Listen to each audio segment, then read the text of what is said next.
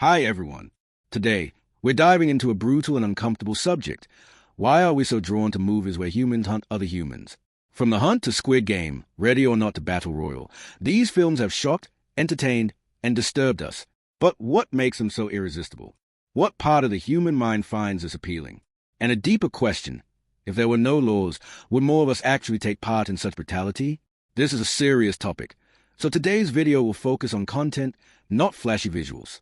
We've done deep psychological research on this subject, and if you ever want references or studies, feel free to ask in the comments.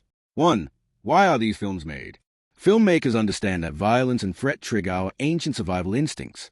Our brains react to fictional threats much like real ones, as if we're still cave people facing predators. Violence demands attention. It's primal, and that's why it keeps working. 2.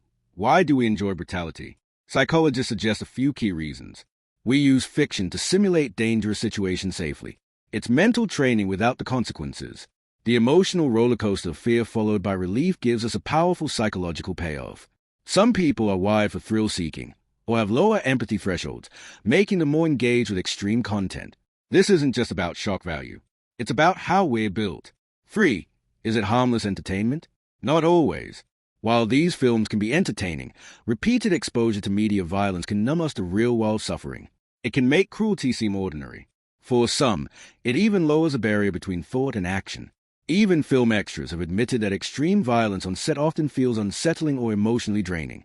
That discomfort is real, and maybe even healthy. 4. Money versus life. The Squid Game dilemma. In Squid Game, players knowingly risk their lives for cash. So does The Hunt. The line between desperation and morality blurs. These films strike a nerve because they reflect real-life fears, poverty, shame, survival.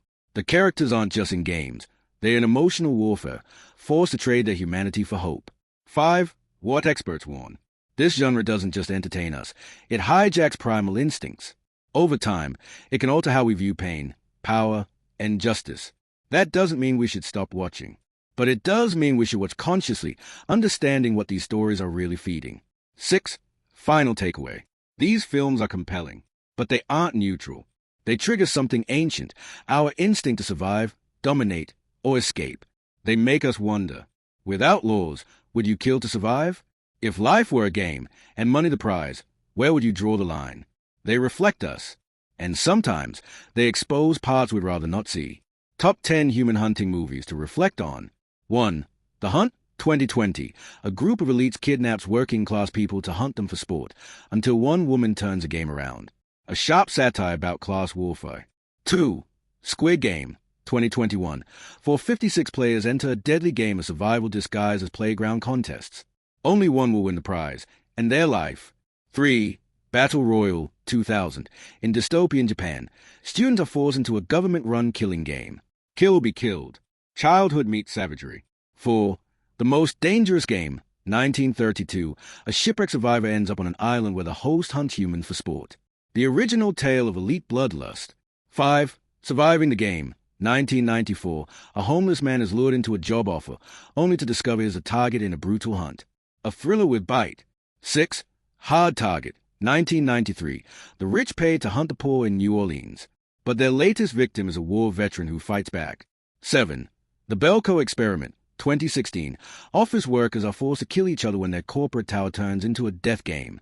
A commentary on capitalism and control. 8. Ready or Not, 2019.